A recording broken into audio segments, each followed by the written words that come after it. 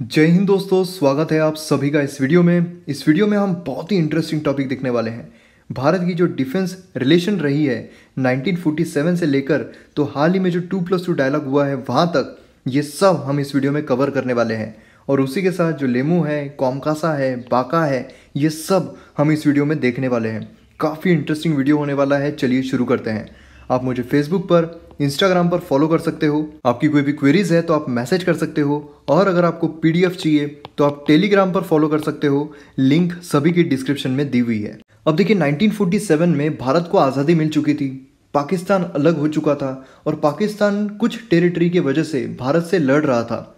अब ऐसी सिचुएशन में भारत को जो अपनी डिफेंस सिस्टम है ये बिल्डअप करने की बहुत ज़्यादा ज़रूरत थी, उसे स्ट्रांग बनाने की बहुत ज़्यादा ज़रूरत थी। मगर 1947 में जो भारत है वो पूरी तरीके से ब्रिटेन पर रिलाय कर रहा था डिफेंस इक्विपमेंट्स के लिए। उसके बाद 1948-49 आया। वहाँ पर भारत ने अटेम्प्ट किया था कि हम यूएसए से जो इक्विपमेंट्स है वो खरीद पाए, लेकिन ये जो डील है ये फेल हो गई थी। और 1950 में सिर्फ जो शेरमैन टैंक्स है वो ही हम प्रोक्योर कर पाए थे। फिर हम आते हैं 1950s में, जहाँ पर एक और जो देश है वो खुल चुका था इक्विपमेंट्स के लिए, वो था फ्रांस।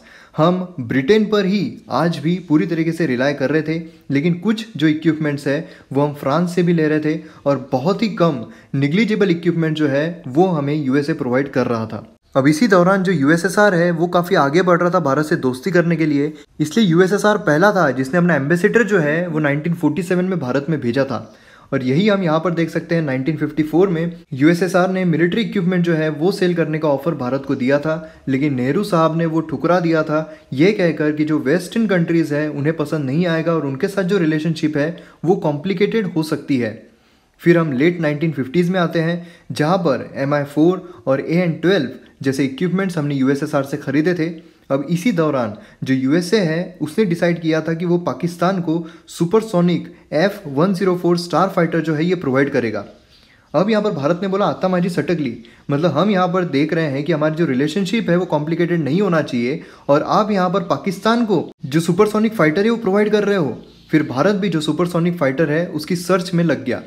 अब यहाँ पर जब सर्च में लगा था भारत, तो वहाँ पर हमारे पास 4 ऑप्शंस थे। एक था फ्रांस, एक था ब्रिटेन, एक था यूएसए, एक था यूएसएसआर। अब फ्रांस से हम मिराज लेने वाले थे, लेकिन यहाँ पर पेमेंट जो है वो हार्ड करेंसी में बताई जा रही थी, इसलिए ये जो डील है सक्सेसफुल नहीं हो पाई। उसके बाद ब्रिटेन, उनसे हम लाइटनिंग खरीदने वाले थे, लेकिन जो इंडियन एयरफोर्स है वो ज़्यादा इंक्लाइंड नहीं थे ये डील के लिए, इसलिए ये भी डील जो है वो एलिमिनेट हो चुकी थी। अब यूएसए जो है उन्होंने पाकिस्तान को दे दिया था। अब इनसे हम जब स्टार फाइटर लेने जा रहे थे तो वहाँ पर यूएसए ने रिफ्यूज़ कर दिया था लाइसेंस प्रोडक्शन भारत में, तो ये भी जो डील है ये फेल हो चुकी थी। फिर लास्ट ऑप्शन जो हमारे पास था वो था यूएसएसआर, जिनसे हम MiG-21 खरीदने वाले थे।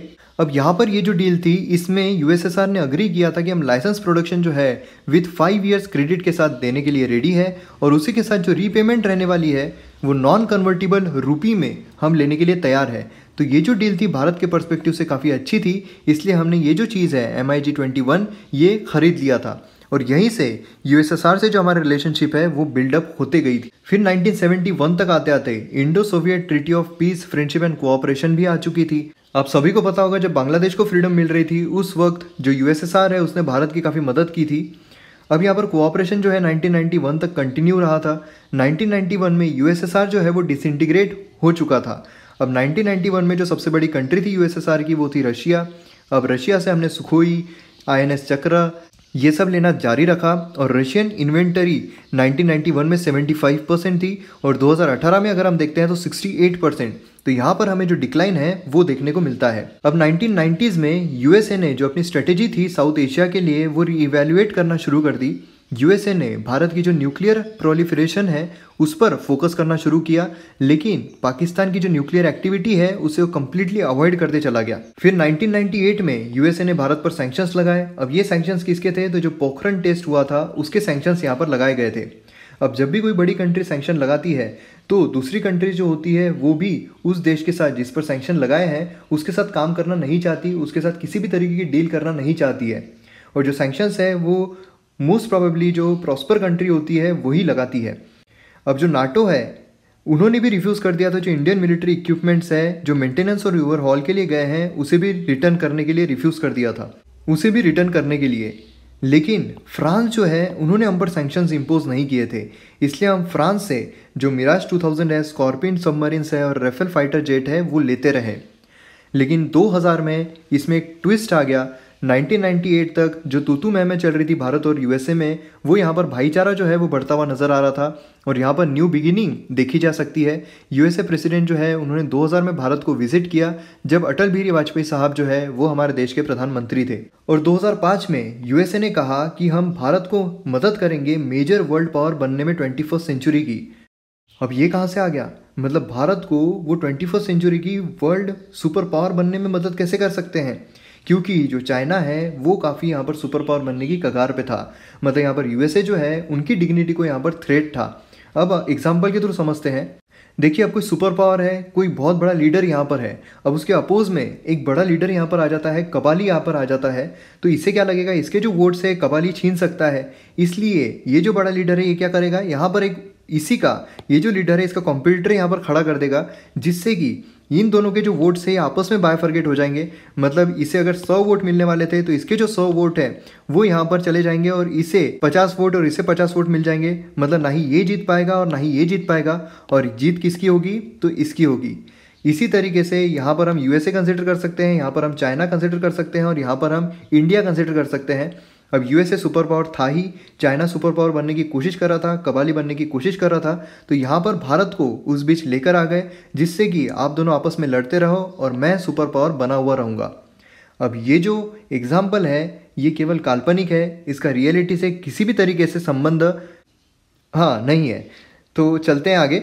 अब यहाँ पर 2000s में अगर हम देखते हैं तो सैंक्शन जो है ये ज़्यादा नहीं चल पाए थे, सैंक्शंस यहाँ पर ख़त्म हो चुके थे और फिर यूएसए से हमने अलग अलग जो चीज़ें हैं, अलग अलग जो इक्विपमेंट्स है वो लेना यहाँ पर शुरू कर दिया था, जैसे कि अपाचे चिनूक हेलीकॉप्टर आप देख सकते हो, और जो सी गार्डियन ड्रोन्स है ये पाइपलाइन में थे। अब ये आप ध्यान में रखिए क्योंकि इसका हमें आगे काम पड़ने वाला है। अब यूएसए भारत के करीब क्यों आना चाह रहा था, उसका कारण था चाइना यहाँ पर सुपर पावर बन रहा था और एशिया में चाइना को अगर कोई दबोच सकता है तो वो सिर्फ भारत था, इसलिए यूएसए भारत की मदद ले रहा था।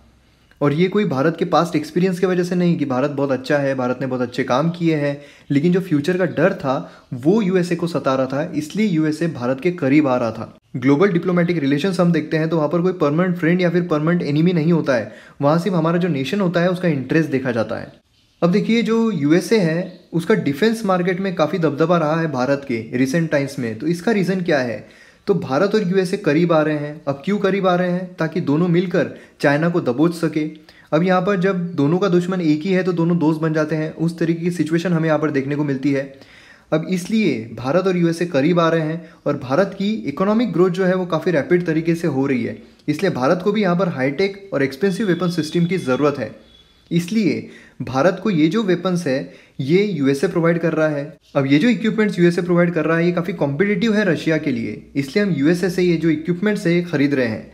और यहाँ पर क्या क्या इंक्लूड होता है, तो medium and heavy military transport planes, cutting edge airborne anti submarine system, effective attack and high transport helicopters. अब यहाँ पर एक टर्म निकल कर आती है काटसा। अब देखिए, यूएसए ये दूसरे देशों पर सैंक्शंस लगाता है। अब अगर यूएसए ने रशिया पर सैंक्शंस लगाए हैं तो अगर भारत रशिया के साथ किसी भी तरीके की डील करता है तो यूएसए भारत पर भी सैंक्शंस लगा देगा। इसी का मतलब है काटसा, मतलब countering America's adversaries through sanctions act. ये 2 अगस्त 2017 को आया था। अब इसमें ईरान, रशिया, नॉर्थ कोरिया ये तो दुश्मन है ही, तो इनके साथ अगर कोई भी डील करने की कोशिश करता है, मतलब रशियन इंटरेस्ट की, जैसे कि oil gas industry, defence, security sector, financial institutions. अब भारत जो है वो रशिया से काफ़ी डिफेंस इक्विपमेंट्स खरीदता है, तो भारत को भी ये डर था कि कहीं यूएसए भारत पर सैंक्शंस ना लगा दे। लेकिन जो चाइना है उसका डर यूएसए की तरफ ज़्यादा है, इसलिए यूएसए भी नहीं चाहता कि वो भारत पर सैंक्शंस लगाए और उनके जो रिलेशंस है वो ख़राब करे, क्योंकि उन्हें चाइना को दबोचना है। अब यहाँ पर रशिया पर क्यों सैंक्शंस लगाए गए थे, क्योंकि जो यूक्रेन है उस पर अटैक किया था रशिया ने, इस वजह से। अब यहाँ पर कुछ टर्म्स निकल कर आती है, वो है लेमू, उसके बाद आता है किस्मो, उसके बाद आता है बेका। अब लिमो क्या है, logistic exchange memorandum of agreement. अब यहाँ पर यूएसए और भारत की जो मिलिट्रीज है वो एक दूसरे की जो फैसिलिटीज़ है वो शेयर कर सकते हैं। आपको पता होगा यूएसए ने भारत को मेजर डिफेंस पार्टनर का टैग दिया हुआ है, स्टेटस दिया हुआ है, जिससे कि भारत हाईटेक फैसिलिटीज़ जो है वो ले सकता है यूएसए से। अब ऐसी सिचुएशन में जो लेमो है वो तो साइन करना ही था, इसलिए भारत ने लेमो जो है वो साइन किया हुआ है। फिर नेक्स्ट आता है किस्मो, मतलब ये क्या है, communications and information security memorandum of agreement. अब इसी का नाम है कॉमकासा। अब ये क्या करता है, ये अलाउ करता है यूएसए को सप्लाई करने के लिए भारत को encrypted communications equipments and system. अब ये जो है डिटेल में हम आगे देखने वाले हैं इसके बारे में। फिर आता है बेका, basic exchange and cooperation agreement. USA इससे क्या कर सकता है, तो जो सेंसिटिव डाटा है वो शेयर कर सकता है ताकि जो नेविगेशन है और टारगेटिंग है वो प्रॉपर तरीके से हो सके। अब यहाँ पर हम कॉमकासा समझने की कोशिश करते हैं। तो ये है communications compatibility and security agreement. अब देखिए, जब मिलिट्री वाले एक दूसरे से बात करते हैं तो व्हाट्सएप पर मैसेज नहीं भेजते हैं कि हमारा जो सबमरीन है यहाँ पर खड़ा है, या फिर फ़ोन पे नहीं बताते कि हमारे सबमरीन तैनात है, हम यहाँ पर अटैक करने के लिए रेडी है। क्योंकि ये जो डाटा होता है ये लीक भी हो सकता है, ये चाइना को पता भी चल सकता है, पाकिस्तान को पता भी चल सकता है। इसलिए ये जो बातें होती है ये कोड लैंग्वेज में होती है। अब कोड लैंग्वेज में जब होती है तो दूसरों को ये पता नहीं चलता है कि ये लोग क्या बातें कर रहे हैं। इसलिए जो कोड लैंग्वेज होती है बहुत ज़रूरी होती है नेशनल इंटीग्रिटी के लिए, नेशनल सिक्योरिटी के लिए। और यहाँ पर ये जो कॉमकासा है, मतलब communication compatibility and security agreement, इसके तहत यूएसए भारत को ऐसी टेक्नोलॉजी सप्लाई कर सकता है जहाँ पर जो कम्युनिकेशंस है मिलिट्रीज के साथ वो सिक्योर तरीके से हो सके। मतलब यहाँ पर सिक्योर डाटा लिंक जो है वो प्रोवाइड की जाएगी। अब ये एक जनरल अग्रीमेंट है जो साइन किया गया है यूएसए के द्वारा। अब इसे बोला जाता है किस्मो। भारत के साथ कुछ यहाँ पर चेंजेस हुए हैं जिस वजह से इसे रिनेम कर दिया गया है कोमकासा नाम से। अब यहाँ पर आता है सी गार्डियन ड्रोन्स। अब जैसे मैंने आपको पहले भी बताया था कि सी गार्डियन ड्रोन्स ये बहुत इंपॉर्टेंट है। सी गार्डियन ड्रोन्स जो है अगर वो हमें खरीदना है तो यूएसए ने कहा है कि आपको कोमकासा जो है वो साइन करना बहुत ज़रूरी है। यूएसए ने इंटीमेट किया है भारत को कि हाई एंड ड्रोन्स जो है ये क्रिटिकली डिपेंडेंट है हाईली सिक्योर डाटा और कम्युनिकेशन सिस्टम लिंक पर। मतलब यहाँ पर कोमकासा अगर आप साइन नहीं करते हो तो यहाँ पर आपको ये चीज़ सप्लाई नहीं की जा सकती है। अब ये हाई एंड ड्रोन्स है और जैसा कि यूएसए ने भारत को मेजर डिफेंस पार्टनर का टैग दिया हुआ है, इसलिए Bharat high and defence technology जो है वो यूएसए से ले सकता है, यूएसए भारत को ट्रांसफ़र कर सकता है। लेकिन ये लेने के लिए हमें कोमकासा जो है ये साइन करना बहुत ज़रूरी है, जिस वजह से जो भी वार्तालाप यहाँ पर की जाएगी, जो भी कम्युनिकेशन यहाँ पर किया जाएगा मिलिट्रीज के द्वारा, वो काफ़ी सिक्योर्ड रहेगा। अब आपको लग रहा होगा यहाँ पर कोमकासा साइन करने के तो फ़ायदे ही फ़ायदे हैं, हमें यहाँ पर सिक्योरिटी मिल रही है, नेशनल इंटीग्रिटी मिल रही है, लेकिन फिर यहाँ पर इसका अपोज क्यों देखा जा रहा है? तो यहाँ पर कुछ कंसर्न्स भी निकल कर आते हैं। देखिए, यूएसए जो है हमें सप्लाई कर रहा है, मतलब ये टेक्नोलॉजी किसकी है, तो यूएसए की है। अब यूएसए इसमें कुछ छेड़छाड़ करके इस तरीके से भी टेक्नोलॉजी बना सकता है कि अगर भारत अपनी मिलिट्री वालों के साथ कोई भी वार्तालाप करता है, कोई भी बातें करता है, तो यूएसए वालों को पता चल जाए। मतलब यहाँ पर अमेरिकन जो है वो एक्सेस कर सकते हैं इंडियन मिलिट्री कम्युनिकेशन सिस्टम को, जिस वजह से भारत की जो सोवरेनिटी है वो दाव पे लग सकती है और जिस वजह से भारत की सिक्योरिटी भी दाव पर लग सकती है। और उसी के साथ जो रशियन ओरिजिन जो इक्विपमेंट्स है या फिर जो इंडिजीनियस भारत ने बनाए हुए इक्विपमेंट्स है वो कंपेटेबल नहीं हो सकते हैं कोमकासा से। और एक ऐसा भी परसेप्शन बन सकता है कि भारत जो है वो काफ़ी मूव हो रहा है टुवर्ड्स यूएसए। और उसी के साथ साथ जो पॉलिटिकल सेंसिटिव इशू है, और आप देख सकते हो जो लेमो है उसका भी काफ़ी क्रिटिसिज्म किया गया था अपोजिशन पार्टी के द्वारा। अब कोमकासा जो है ये 2+2 डायलॉग जब अभी हाल ही में हुआ है तो उसमें सब सोच रहे थे कि साइन नहीं करेगा भारत, सिर्फ वार्तालाप होगी, इसमें बातें होगी, लेकिन भारत ने ये साइन ही कर दिया। तो यहाँ पर हमने 1947 से लेकर तो 2+2 डायलॉग तक जितनी भी चीज़ें हुई है वो सब कुछ यहाँ पर डिस्कस की है और कॉम्प्रिहेंसिवली डिस्कस की है, जिससे कि आपके पास इतने सारे पॉइंट्स तो आ गए कि आप एक अच्छा सा आंसर जो है वो लिख पाओ। यहाँ पर हमने 360 डिग्री व्यू देखा है इस चीज़ का। तो ये जो वीडियो है यूपीएससी के लिए, जो भी स्टेट पीएससीज होती है उसके लिए, और जो बैंकिंग एग्जाम है उसके लिए भी काफ़ी इंपॉर्टेंट है। और जो लोगों को नॉलेज लेना बहुत ज़्यादा पसंद है तो ऐसे लोगों को भी ये वीडियो शेयर कीजिए, जिससे कि पूरे भारत में अवेयरनेस फैलेगी कि भारत की जो डिफेंस सिस्टम है वो किस तरीके से रही है। तो मैं उम्मीद करता हूँ आपको वीडियो पसंद आया होगा। सब्सक्राइब कीजिए चैनल को, लाइक कीजिए, कमेंट कीजिए। मिलते हैं अगले वीडियो में। जय हिंद।